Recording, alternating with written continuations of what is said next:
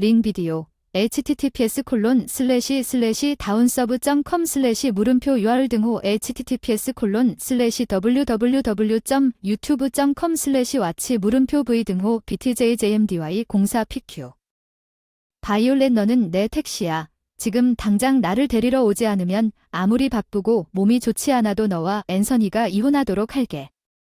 시어머니 카일라가 항상 통화 중이라고 자랑하지만 넌 그러냐? 카일라의 모든 말과 행동이 녹음되고 있다는 걸 아시죠? 제 이름은 바이올렛입니다. 저는 32세에 일하는 엄마입니다. 저는 동갑내기인 남편 앤서니와 딸이 있는 평범한 가족을 갖고 있지만 우리의 삶이 무엇보다도 중요하다고 느낍니다. 평화로운 이유는 케일라 시아버지가 돌아가시고 두 형수 모두 결혼하여 이사를 나가고 카일라 혼자 살고 있는 앤서니가 바쁜 직장과 잦은 출장으로 그녀를 항상 곁에 둘 수 없다는 것. 그러다 보니 일을 처리하게 되는 일이 잦다. 그 사람은 내가 사랑하는 남자를 키우면서 존경하고 보살펴주고 싶은 사람인데 시댁이 차로 30분 거리에 거리가 너무 멀어 앤서니 직장에서 가까운 곳을 선택했다. 바쁜 직장 생활을. 카일라는 아직 60대 후반의 건강이 좋습니다. 관리가 필요하지 않습니다. 처음에는 약간의 거리가 있으면 좋다고 생각했지만 지금은 후회됩니다. 바쁜 알바 중인지 카일라가 너무 자주 전화합니다. 집안일과 육아, 심지어 한밤중에도 그녀는 신경 쓰지 않습니다. 카일라의 끊임없는 전화와 메시지는 나를 당신의 차에서 쇼핑하도록 데려다 줍니다. 멀리 있는 전문 병원으로 데려다 줍니다. 집에서 이상한 소리가 납니다. 전구를 교체하세요. 선반에 있는 다시 한번 말씀드리지만 요즘은 배달 서비스를 이용하면 집에서 시댁까지 차로 30분 거리에 있습니다. 카일라가 물건을 직접 보고 골라야 하는 이유는 택시를 타고 집까지 가는 것이 더 빠를 것입니다. 병원에서 이상한 소음이 집에서 경찰에 전화하고 선반에서 전구책을 교체합니다. 괴롭힘처럼 느껴집니다. 실제로는 카일라의 취미일 것입니다. 며느리를 괴롭히는 것은 거짓말이나 농담이 아닌 것으로 밝혀졌습니다. 앤서니 결혼하고 처음으로 갔을 때 케일라가 나한테 없을 때 속삭였지. 바이올렛 알다시피 앤소니가 결혼하고 나서야 앤소니가 불쾌한 말투와 잘난 척하는 미소로 알게 돼서 널 괴롭히는 걸 즐기는 것 같아. 그냥 너한테 못되게 굴고 싶은 건 어쩔 수 없지라고. 그녀는 물어볼 수밖에 없지만 어쩔 수 없지. 나한테 괴롭힘을 당하고 경험을 쌓는 건 내 몫이니까 훈련이라고 생각하라고 활짝 웃으며 말했다. 누군가 실제로 말을 하리라고는 상상도 못했는데 엄마가 먼 병원에 가고 싶다고 무슨 말을 하는지 고개를 갸웃거릴 뿐이었다. 처음에는 앤서니가 너무 자주 멀지 않았다면 그 요청을 전달한 게 어땠을 것 같나? 앤서니는 거절했고 앤서니는 너무 많은 작은 쇼핑 여행과 너무 많은 작은 병원 방문을 중단했습니다. 그래서 나는 그녀에게 면허를 취득하라고 제안했지만 내 또래에게 면허를 취득하라고 말하면서 나는 그것을 포기해야 할 같아요. 그런 말을 하는 아내, 악마 어쩌면 나이가 많은 선배에게 면허를 따기 위해 운전을 그만두라고 하는 게 너무 무리해서 포기했지만 마지막에 나를 아내 악마라고 부르는 건 어떡하지? 그녀를 운전해 가도 괜찮습니다. 저는 운전을 어느 정도 즐김으로 타협합니다. 재정에 부담이 될 것이기 때문에 아르바이트를 위해 휴가를 내는 것을 거부했지만 카일라는 너무 끈질기고 짜증나서 사임했습니다. 퇴근 후 그녀를 돌보는 삶의 그녀는 결국 노인입니다. 앤서니의 어머니 나는 이를 악물고 참지만 참을 수 없는 것이 있습니다. 카일라를 차에 태우고 나면 차가 밀폐된 공간이 되어 피할 수 없는 곳이 됩니다. 거기 우리 둘만. 카일라가 내 신경을 거슬리기 시작했어. 내 발이 너무 편리하기 때문에 당신을 사용하는 것은 물론 기름값을 지불하지 않는 것이 당연합니다. 당신의 의무입니다. 예, 앤서니가 부담합니다. 왜 그랬습니까? 여자가 먼저 남자를 가질 수 없나요? 당신은 정말 쓸모가 없지만 카일라가 여자를 먼저 낳았고 두 번째로 주름이 좀 더 생기지 않았나요? 바이올렛 저번에 미용실에서 내가 얼마나 어려 보이는지 들었습니다. 그게 립 서비스라고 하는 바이올렛 넌 여자로서 너무 메말랐어. 인생도 재미있잖아. 왜 살아? 어떻게 걔가 결국엔 우리 같이 살면 어떻겠니? 그럼 운전해주면 돼. 밤까지야. 물론 공짜로 밤새도록 일해서 아르바이트를 할 수 있어. 그녀는 심지어 그녀와 함께 살고 싶은 사람과 함께 살자고 제안하기도 해. 내 인내심에는 한계가 있어. 나는 항상 앤서니에게 카일라가 말하는 모든 것을 말하지만 그는 외모를 가지고 있어. 결국 카일라는 앤서니 앞에서 마스크를 쓰고 형수는 우리가 혼자 있을 때만 그녀의 진정한 모습을 보여줍니다. 앤서니는 그것이 너무 많으면 안 된다고 말할. 있지만 안 된다고 말하는 것은 단지 더 문제를 일으키네. 카일라는 그만큼 격렬하지만 나도 인간이야. 운전을 좋아하지만 어느 날 앤서니가 일주일간의 출장을 떠나서 너무 힘들 때가 있습니다. 나른한 느낌이 듭니다. 딸아이 어린이집에서 채운 제 보고 깜짝 놀랐어요. 와, 100디그리 파레나이트. 몸이 너무 안 좋네요. 감기는 잘 안 걸리는데 기온 변화가 심한 계절이라 딸아이가 방금 감기에 걸렸는데 좋아지던 중 저도 걸린? 같아요. 나 약 먹고 쉬어야겠다고 생각하고 전화를 하고 아파서 쉬지 못했는데 카일라가 그 순간 전화했다는 걸 몰랐어야 했는데 내가 껐는데 소리가 나고 오늘은 불가능할 줄 알았는데 집 전화가 울렸다. 물론 전화선을 뽑은 뒤 카일라였고 마침내 잠이 들었다가 딸의 픽업 시간 전에 맞춰 놓은 알람에 잠에서 깨어나 겁에 질렸다. 아침부터 저녁까지 휴대폰을 보다가 음성 메일과 메시지가 뒤섞인 케일라의 전화가 빨리 와. 쓸모없는 무능한 아내의 욕설에 깜짝 놀랐다. 나는 아무것도 본 적이 없는 척 살며시 전화기를 내려놓고 전화를 받으러 갔다. 딸아이가 여전히 열이 나고 어지러워 간단한 목욕과 저녁 식사를 한 것에 대해 사과하고 침대에 눕힌 후 바로 누웠어요. 그냥 자고 잘 자고 땀 잘 흘리고 수분 공급 잘하고 내일은 분명 나아질 거라고 굳게 결심했지만 그때는 깊어더 내 출장 중인 앤서니의 메시지를 기대하면서 내 휴대폰이 크게 울려서 오후에 소리와 진동을 다시 켜서 시끄러운 벨이 울리는 전화기가 격렬하게 진동했어. 네, 지금 갈 거예요. 충동적으로 응답했어요. 열 때문에 정신이 혼미해지고 잠에서 깨어났는데 바로 대답한 걸 후회했어요. 안녕하세요. 드디어 대답했어요. 제가 몇 번이나 전화를 했는지 아세요? 그 목소리가 즉시 저를 완전하게 되찾았습니다. 의식. 카일라는 놀랐습니다. 몸을 꼿꼿이 세우고 서둘러 입을 덮었습니다. 내가 너무 크게 소리쳤다는 걸 깨달았을 때 보통 내 딸은 나와 함께 자는데 오늘 밤은 내가 몸이 안 좋아서 자기 방에서 잤는데 여전히 딸을 깨우고 싶지 않아서 나는 카일라에게 속삭였습니다. 카일라에게 무슨 일이 일어나고 있는지 무슨 뜻인가요? 지금이 몇 시인지 알 수 없네. 지금 방은 여전히 어두워서 몇 시인지 궁금해. 시계를. 오전 300시에 충격을 받았습니다. 내 즐거운 간식 시간인 1500시간이 아니라 한밤중 3시입니다. 오전. 카일라 왜 전화하는 거야? 지금 당장 차에 데리러 와. 새벽 3시에 데리러 와. 왜? 카일라의 목소리가 놀란 내 귀에 계속 울려 퍼졌어. 친구들과 술을 마시고 운전 중이었어. 내 집 친구들은 택시 타면 안 돼. 내가 왜 그 돈을 쓰냐고. 빨리 와. 천천히 와. 가혹한 말을 찔러대는데 오늘은 너무 과해서 머리가 쑤셨나봐. 아직도 열이 나서 대답을 했어. 미안해. 알겠습니다. 오늘 열이 100도나 나네요. 정말 운전을 할 수 없습니다. 어떻게 감히 열이 나겠다고 결정하셨나요? 들어보세요. 며느리는 항상 아프도록 허락하신 부모님을 섬길 준비가 되어 있어야 합니다. 모르겠는데 그게 다야. 빨리 열이 나도록 허락을 받아야 하는데 망치를 취한 채 그냥 놔둘 수는 없지. 그 사람은? 망치를 맞는 게 분명하게 들리는데 어쨌든 너무 위험해서 택시를 타면 안 돼요. 넌 내 택시야. 바이올렛. 지금 당장 나를 데리러 오세요. 잘못하면 어떻게 될지 알잖아요. 무슨 일이 일어날지 나는 당신을 앤서니와 이혼하게 해줄 것입니다. 변호사 친구도 있고 당신처럼 쓸모없는 며느리도 나에게 유리하게 이혼할 수 있습니다. 맘에 안 들면 이혼 한 번만이라도 쓸모가 있겠지. 평소라면 날 괴롭히려고 그렇게까지 갔을까. 나는 끓어오르고 이를 악물고도 갔을 텐데 유난히 마음이 차분해진 것은 열 때문인지도 몰랐다. 이상하게 맑은 빨리 와. 알겠어. 그렇게 대답할게. 카일라 숨이 거칠게 바 이름을 대고 끊었어. 알았어. 천천히 안전하게 갈게. 카일라 데리러 갈 준비를 시작했어. 늦었어. 드디어 도착했어. 지정된 바인데 카일라는 밖에서 안을 엿보고 있지 않았습니다. 카일라가 입술에 맥주 거품을 얹고 여전히 술을 마시고 있다고 소리치는 것을 봤습니다. 나중에 하는 것이 더 나을 것 같습니다. 내 친구들은 모두 중얼거리고 있었습니다. 갈렙은 마지막 한 모금을 마쳤습니다. 당신 친구들은 어떻게 됐나요?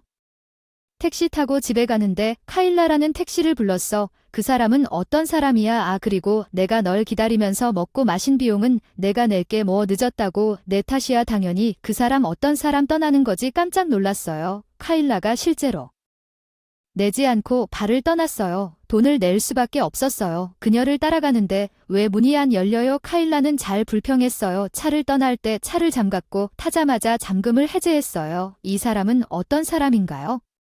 술 취한 사람을 상대하는 것보다 더 나쁜 것은 없습니다.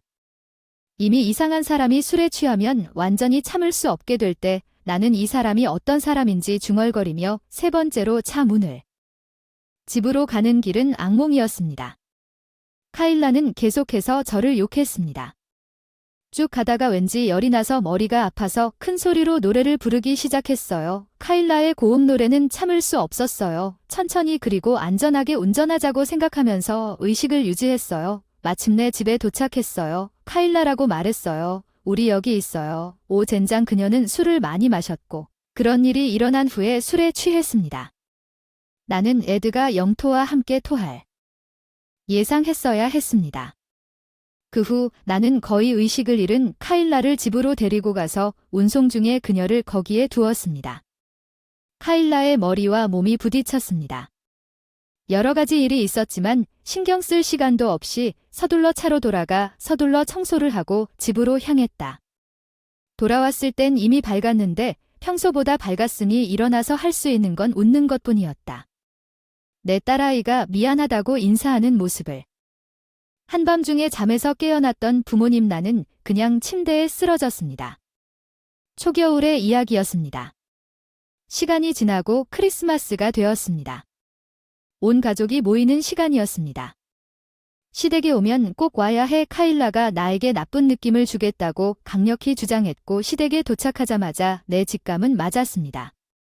나는 왠지 거실로 소환되었습니다. 카일라는 우리가 왜 우리가 있는지 주목하라고 명령했습니다.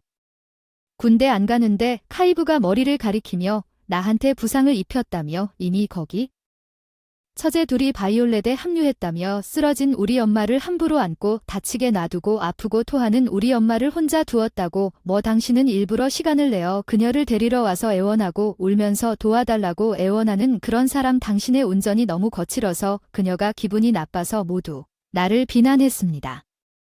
평소에 카일라가 이제 2명의 사악한 자매와 합류했습니다. 법은 정말 굉장한 광경이지만 알다시피 나는 이것을 예상했습니다.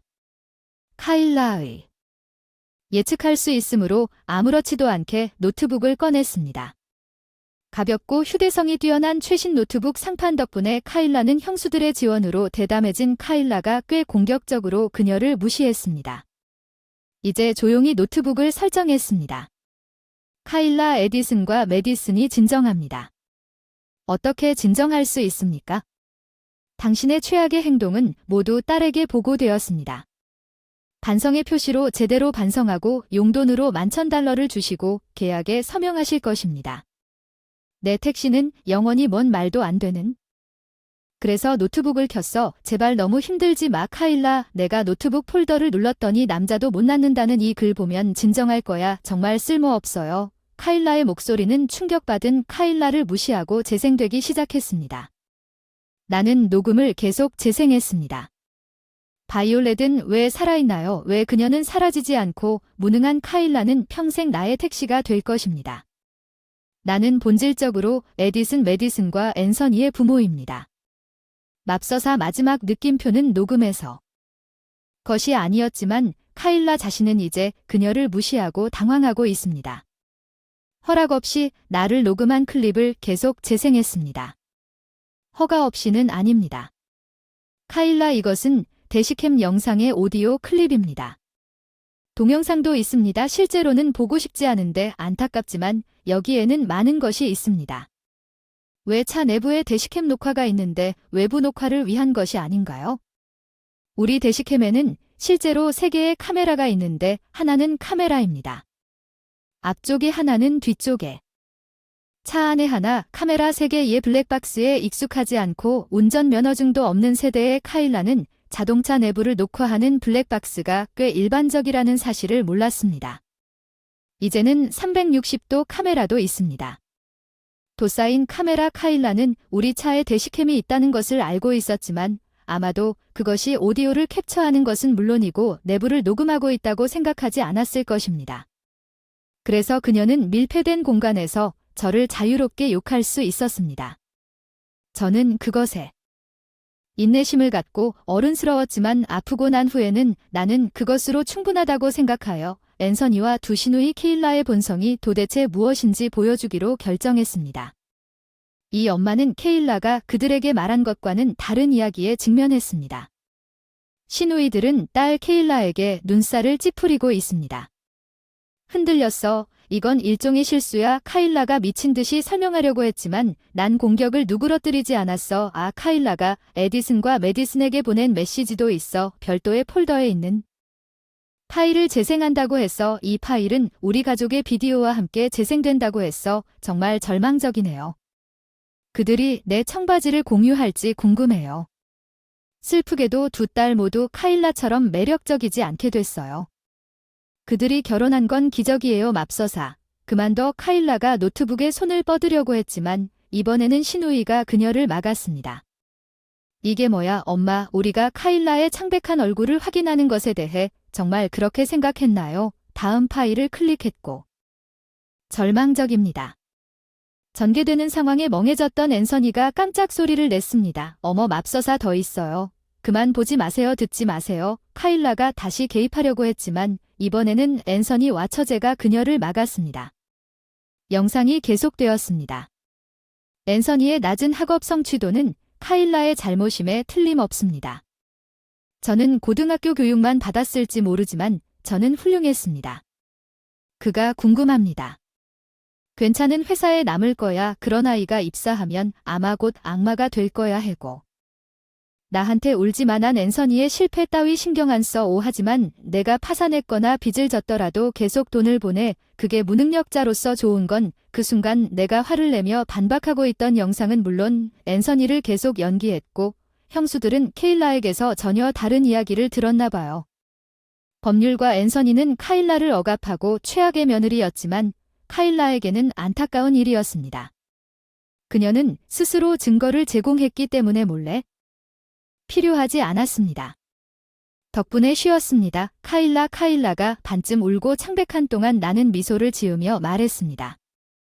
나를 보는데 입이 평소대로 움직이지 않고 형수들이 대꾸해서 내게 맞는 말을 해왔는데 이게 내 생각이야. 엄마, 그게 아니야. 이게 아니야. 미안해. 이런 한심한 딸들. 이건 그냥 농담이어서 더 이상 좋은 것과 나쁜 것도 구별할 수 없는 농담이야. 아니 뭐 이건 엄마는 항상 무능한 사람이었는데.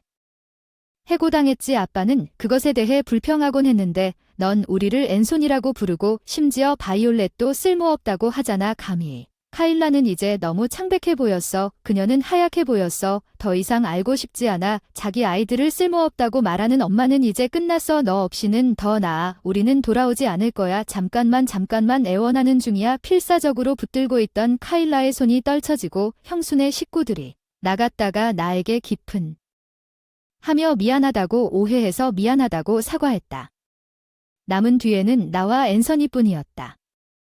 이를 예상하고 우리 딸은 부모님 집에 머물렀다. 화가 난 앤서니는 이제야 무슨 일이 있었는지 깨달았나 보다. 그럼 이제 집에 갈 테니 컴퓨터를 챙기고 일어섰을 때 놀란 표정을 한 앤서니였다. 아냐, 집에 간다고 했어. 그럼 나도 어디 갈래? 응, 어디가? 우물로 어디가?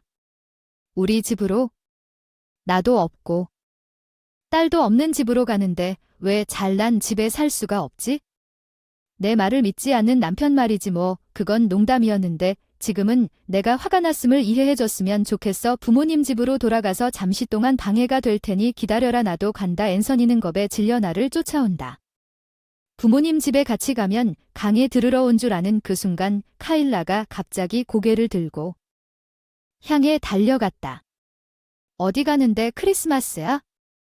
결국 그런 말에 어안이 벙벙해진 내 앞에 앤서니가 나를 보호하려는 듯 케일라를 가로막으며 앞으로 나아갔다. 엄마 외롭다고 배려한 게 안타깝다. 돈이라도 보내려고 노력도 했고 그러려고 노력도 많이 했다. 그런 생각이 들었어. 앤서니 그건 아니야. 괜찮아. 엄마 거짓말은 이제 지쳤어. 잠깐만. 케일라가 필사적으로 그에게 매달리는 동안 기다려봐. 앤서니는 등을 돌리고 마침내 엄마에게 작별 인사를.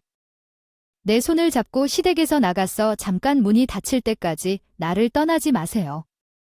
나중에 카일라의 비명소리가 들렸습니다.